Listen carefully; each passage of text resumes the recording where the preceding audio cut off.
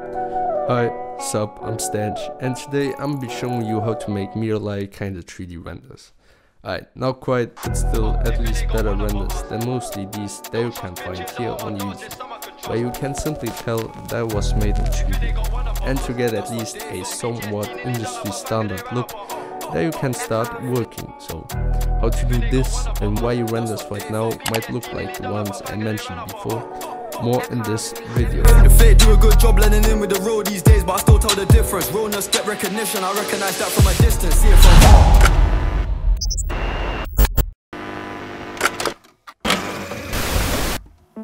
So also quick disclaimer, I won't give you or go in this video into the process of every single little step or detail. Like for example, here's a vertex that I took and moved 1 inch to the right or to the left. These are all techniques that you can watch and look up for yourself in other YouTube videos that are really dedicated to only that topic and explain it great. Or in my other future videos, if I really decide to do a full beginner dedicated series on showing you every little of the beginner steps. So this video and the few that will follow is more about like a breakdown of the scene and is really dedicated to show you the bigger picture of the creation process of Stench.Archviz images. So which other videos might not show or explicitly tell you, as they mostly explain what they did for that specific project, but don't highlight the general ideas and broad concepts behind the creation of any 3D image. So the project is called Pinehouse, and the inspiration process for this started randomly in my head, I guess from scrolling lately through dreamy landscapes and buildings on Pinterest. So anyway, I got this idea and laid down a fast sketch to get roughly the shape and perspective of the building I intended to create. You see, in opposite to other projects, we normally get a CAD file or 2D floor plan and we then have to model and visualize it. But this time it was different though, as I already said, it was a personal idea and motivated by myself, which I simply had to get out.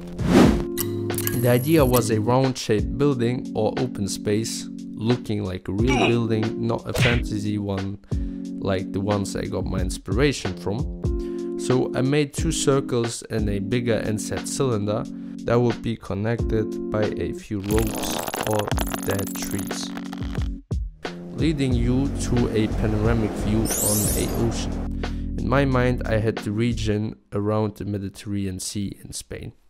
Anyway, the color palette for this would be grey or beige for the concrete, orange for the rocks of the coast, and a dark blue or marine for the ocean, which, as you will see, obviously changed by the end.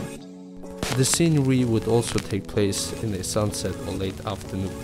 So if we look at the renders of, for example, mere architecture, we see that these type of renders mostly consist of a 3D part, which is the render by itself, and are filled up with a 2D photo back or foreground. It depends on the situation, while the look is kept very natural, like a real photography, instead of these very atmospheric type renders. Which doesn't mean that the ones from me can't have atmosphere or fog in it, but is kept more minimal to not destroy the illusion of a photography, while the others are really trying to play more with the emotions and mood of the image and the viewer. So enough with the theoretical background, now let's dive into the creation process. So basically, here's the overall overview of the creation process of pretty much every Stench.Archviz 3D image. First off, we got modeling, which includes camera placement. That's so crucial when it comes to the look of your image, as most people go by lighting the most important part for a 3D render. And I also agree, definitely, but I will put the composition and camera placement even before. And again, that's just for me, so. Although lighting is very important, if you don't have a proper composition, your render can still look simply bad and never will look good, no matter how much you change your lighting. Even if you go with the same lighting as another one used for the same scene, if your camera and all that is in a different position, it won't look good. So, but again, don't panic, more on that later. It's actually not that difficult at all. So next up we got lighting and then texturing, applying materials. Although some people like to switch these two, as I do personally, but classically if you take any Archviz course in a school or university, you will normally get taught lighting before applying the materials. And then for the last part we got post-production in Photoshop, which is color correction, reinforcing the mood by maybe color grading or looting or adding people and other elements. As already said, I started with a circle which I duplicated and put a cylinder with a smaller radius in between. And there I had it. That was the basic shape, and for this project the only shape that I needed. The circle I created by clicking on n-gons, which are basically squares, so shapes with 4 corners and not triangles. And then I applied the solidified modifier, which just basically makes it thicker. I could also have extruded it, but this just gives me a faster control as I don't have to go into edit mode. And again, there are many ways of doing things in 3D, and as the time goes by you will get more comfortable using modifiers, I guess, for beginners. So when I had that, I started to set up what I already mentioned before, the camera position. And while most people in other tutorials go by sentences like these, well, here's the camera position, I just placed it here. Moving on, I would really like to take my time to give you the reasoning behind why I set it here, as I know it can be sometimes challenging and frustrating when choices like these are made in videos without any explanation, especially for beginners, as I mean the camera could also be here or there, so why we actually choose it to put it there. So when placing the camera, you normally have already a pre-made idea in mind, or at least a direction in which the camera will be pointing. Right? That's the bare minimum, alright? That's what everyone should have and also normally has, as getting an idea in the first place normally requires, or also included, seeing the image or building from a certain angle that got you inspired. So, when placing the camera, you normally want to get first the camera angle and direction right, which as said shouldn't be a problem as you normally already have a somewhat predetermined look in your head. Nothing too crazy, just roughly. Well, in my case, as I had in mind to showcase the panoramic view, I had to move the camera at least to some ground level and align it with my building. And then I rotated the camera pointing to the open part. Then when I got that, I had to refine the perspective.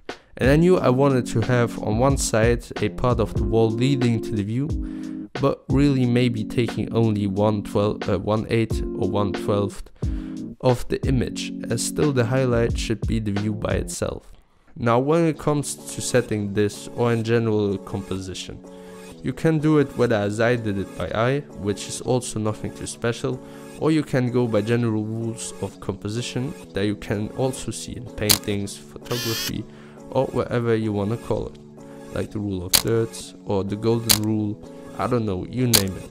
It certainly helps and is a great tool, and you can actually activate this in a form of a grid pattern that you can turn on and off and move different parts of the image into their own case in the grid to get the desired look.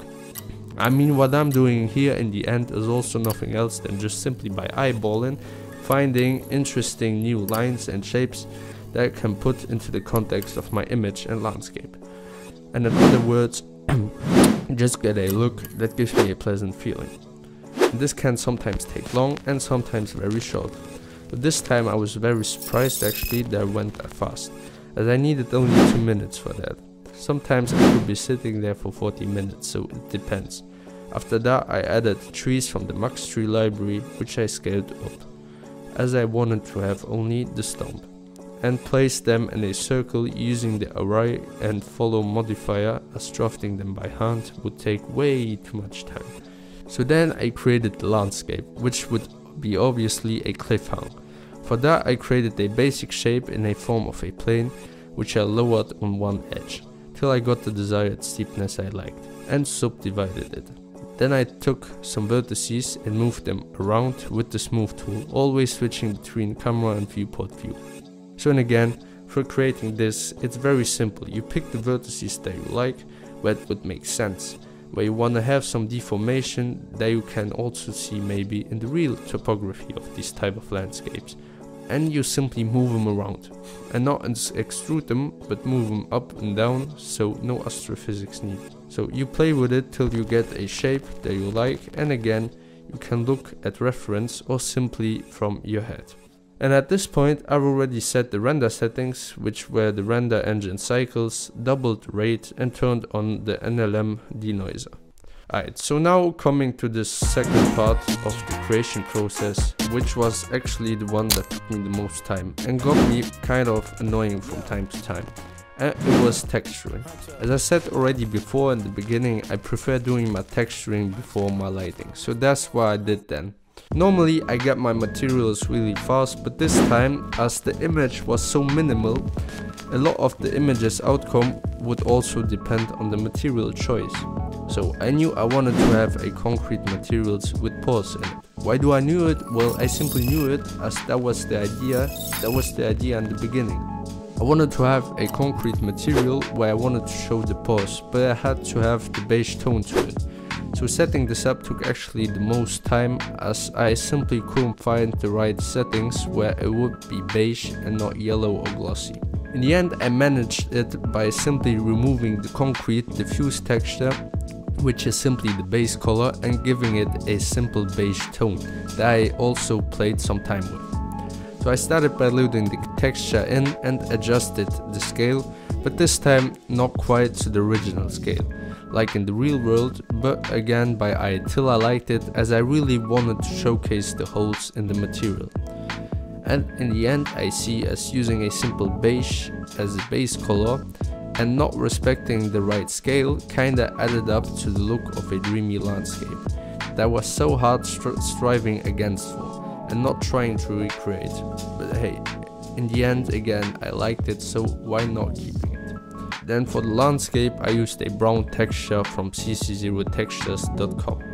But again, I could also have used another texture. I simply wanted one to have a brown tone to it that would match somewhat the ground from the region I was going for. For the trees, well, they had already their materials applied to them. Then I also added the grass from the Glow Plants library, as I forgot to do that in the modeling. And some rocks created with the great Blender rock generator add-on that is used almost by every Blender user around the world and you can find on GitHub. I then applied a simple grey material to it and placed it on the left side, as I knew that this side needed to be covered and didn't feel like doing it afterwards in 2D in Photoshop. So the third part now, lighting. Now lighting. What does it even mean, lighting? Does it mean creating a crazy light system with 1000 lights directing to your scene, or putting a sunlight with a intensity 1000 also directing there? No, it doesn't mean that. In fact, it's very easy. And here I'm talking about my approach, which is also nothing rare and is used by other people, but still gathered through the years from looking at other people's workflow in real life, but also people on the internet. Here on YouTube and other tutorials, you might stumble upon people setting up the craziest and most complex light setups from different angles, while others are keeping it more simple, as I do it. For explanation purposes, I'm going to start by doing a walk through other people's projects to explain you the concept of lighting and what you have to look for when studying other images or expect when doing your own. If you don't want to see that, you can feel free to skip the following part of the video to the following timestamp as stated here. So the first image is a nighttime render of the Shenzhen Marine Museum with a wide shot lens, as you see. It's very atmospheric and gives it a kinda not that dramatic but more of a melancholic kind of feel. While the color is kept very minimal with a white and dark blue color palette. If we look at the lights now, we see that the lights in this are really bright, with the foreground and background in the dark. You can see that our eyes are mostly driven to the highlighted parts of an image, which is also the technique that was also used here, as in many other Archviz images, by highlighting the main object and keeping the rest in the shadow. Then you can see this big reflective surface in the foreground that is made up by the ocean. There's also a method that is very often used by using water surfaces to give an image this hollow and very dramatic kind of feel. Therefore you got people adding rain puddles in their images to give it more reflections and to make the image come alive and add that dramatic kind of feel. Although it feels messy sometimes when looking at such images, especially from a beginner standpoint, I want to really make a clear point to look only at the light, alright?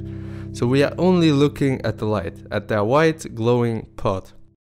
What is actually important when looking at that type of images, as without knowing the techniques that can be used to achieve such a look, it can feel really messy and astonishing sometimes, as you might get overwhelmed when studying that type of images, and simply consider it such a great image that you will forget to keep an eye on the really important stuff that makes that image stand out, and forget trying to understand what was actually used to achieve that look.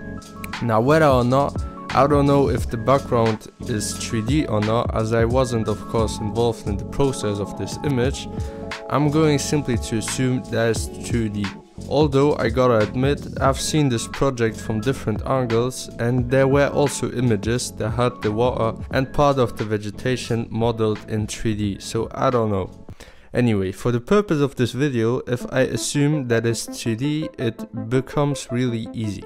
Now with that in mind, I can already simply leave the background off to the side, as it is a photography and wasn't involved in the part of the 3D process, as there were Photoshop techniques used to blend it in with the rest of the image and highlight that complete dark background by using a brush, or maybe also a Z-depth element to give it that foggy type look, I guess. So no need to worry about that when trying to understand the kind of lighting in a 3D software. So we are only interested in what you can or have to achieve with your lights in your render software, adjusting your light settings to get the base look that you can further on start working in Photoshop on your image.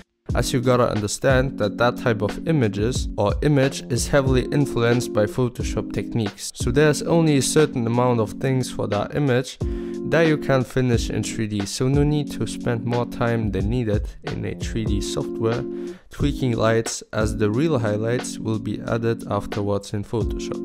So the part you might stop working in 3D and want to go over to Photoshop in 2D might be far away from that what you are seeing right now in the end result.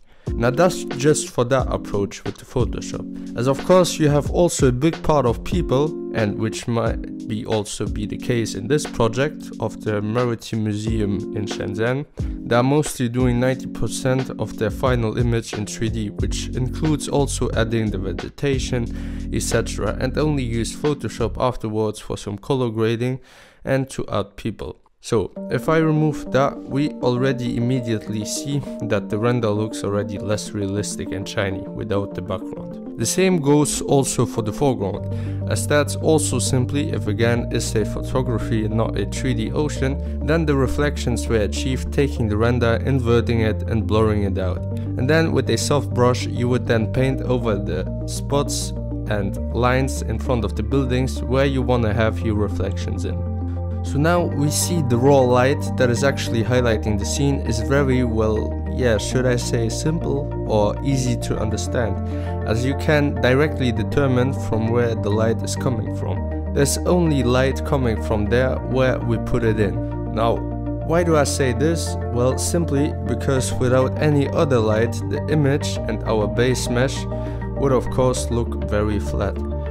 And to simply make the image come to start alive, we start to add lights. As you can see in this great example of Viz Academy, where you got no lights in, and then after adding the lights, there are two complete different images. Now with that just being said, As I spent now so much time talking over the first image, I'm going to speed up the process a bit, as still the main element of this video should be actually our project, the one that we are working on right now in Blender. The second scene is also a night scene, with a red triangle shaped building, set in focus by some lights. And here you can see the beauty of how the lights interact together. You have one light on the left taking over the left part, while the ones that attract the highlight of the viewer to the red building are of course on the right part of the scene. Again with the foreground, which is made up by the road in the dark and introduced slowly to light with the road reflections of the inverted building. So you see, as you come across these images, the process mostly repeats itself, as there are only or mostly a handful of techniques that are used over and over again, and now you will notice as you come across more over these images. So you see 1, 2, 3, 4, 6 lamps in total, as I could count now, which are doing the job of highlighting. And of course, there's a bit of fog over the building to make the gap between the fore and background even bigger, to add depth. For the third scene and last scene for this video, I simply wanted to showcase from where the light is coming from.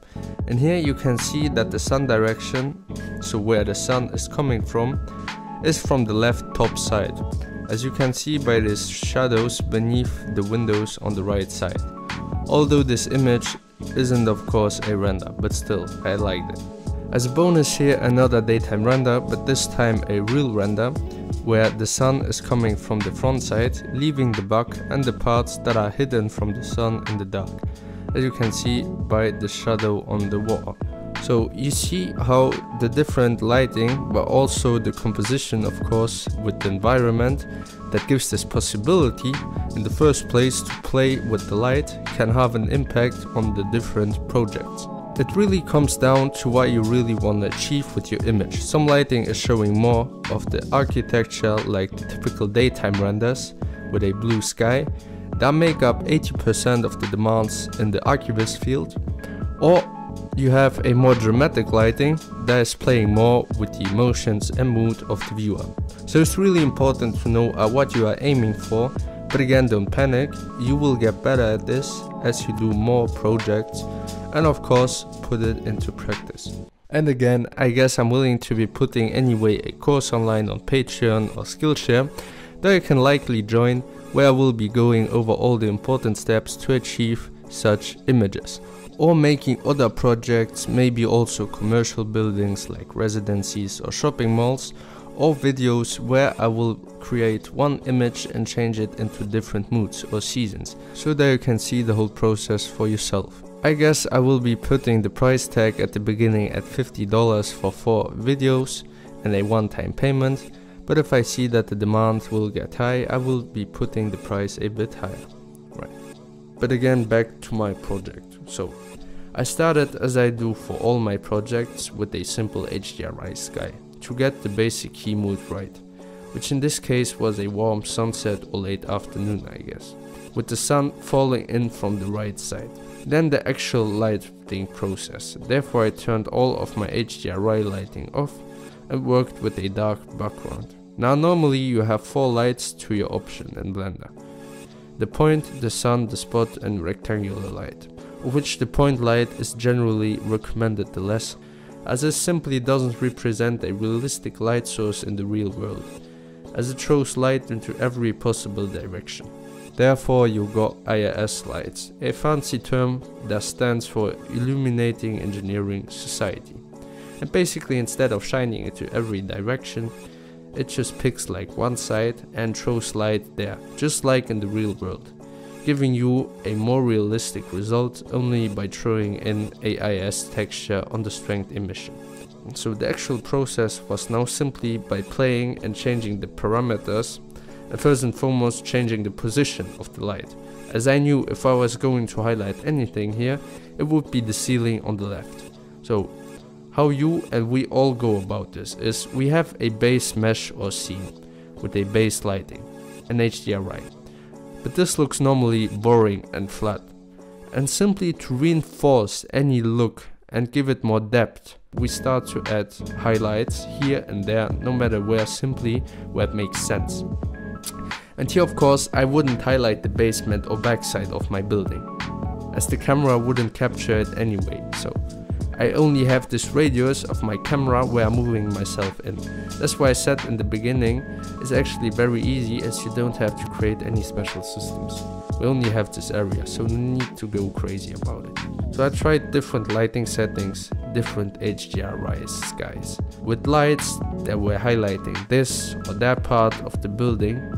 But then I decided to screw it actually at all and go with neither of them, as I simply ended up liking the image with the white plain background, world settings with an ambient occlusion on more. Normally I would never do that, but as I used a different approach this time and would do most of the work in Photoshop, the light that I got from the raw background was more than enough for this collage, as I had no harsh shadows in opposite to the HDRI renders, so why not using it? Although this isn't professional at all, I didn't saw the benefit of using an HDRI or any other conventional method, as I wasn't getting the same soft shadows that I got from the white background and the ambient occlusion on, which is exactly what I was looking for.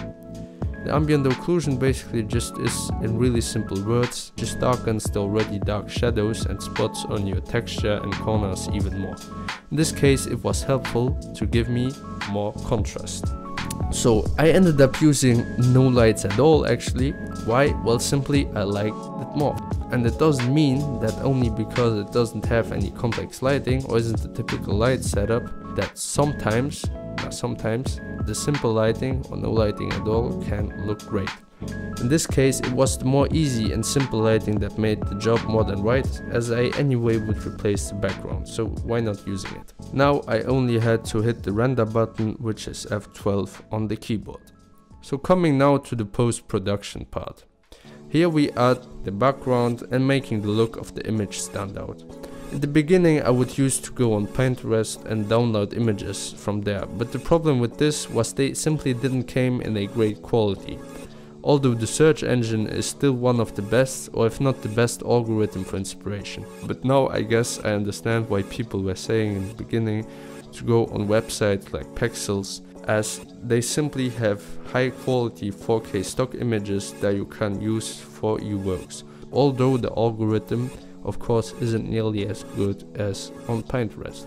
So still, a general rule of thumb, and this isn't even Archviz anymore, it comes from the digital art and matte painting community. You first off get all of your image elements in place before you start to color correct and color grade your composition. I simply started with the mask of my foreground. Here I used the black and white technique to not get these annoying ugly white edges when masking that type of vegetation, and still if I got any, I then just took the clone tool and sampled one side of the leaves and then went over with a smooth brush over the spots that had that white edge. Then I started playing with the background, and here I simply overdid it this time, as I would never try that many options and also never will again, as that took me hours. For this image I of course didn't knew it was this exact image that I had to look for as the one that you and me are seeing right now in the end result. But I had colors in mind that the landscape should have, and that shifted, as you see, from these ones in the beginning, which were grey, beige, brown, reddish for the ground and blue, dark marine for the ocean, to these ones in the end, which were green, white, like green, olive, white and beige. As I really tried this time over 200 possible images, leaving me with a Photoshop file size of almost 2 GB, which I will never do again, as I can tell for the future that these mediocre possible images that you consider using, and put to the side, but ain't really sure, end up mostly not getting used, as they are simply garbage. So I could easily save up 80% of my time and my nerves, as there were only a handful of images that I came across which caught my eye and where I knew that they would match my renderer immediately. One of them was the image I ended up actually using. as it had simply all the components I was looking for when I imported it in my background, and made the image feel like one whole piece, not like the other ones. Of course, I used the clone tool to fill up roughly the space. You see, I changed my idea and decided to go with the color palette of the render, which was white, beige, dark green, olive, I guess. That's why I chose that image, as it simply was visually more appealing than the others and had these colors already in them. And by the end, I just messed a bit with the camera raw filter without adding the clarity filter or the vignette, as it wasn't kind of the look that these smear renders had. So, in the end, you see, it's actually not that difficult, but there are a lot of small steps in order to create these kind of images, which is actually the part that makes it that difficult and complex again. But if you stick to the single steps at a time, it normally should be alright. So, and my last tip, don't be so hard on yourself. There are times you will succeed and sometimes don't. It happens. But keep learning, try to better yourself, and you will succeed. Alright, I'm with Stench, and peace. I'm out. My chain, my watch, my wrist, my motherfucking house, my rise and grind. I give away all this shit just to see my dog just one more time. Look up at the lights one time. Hit the stage, rock the mic one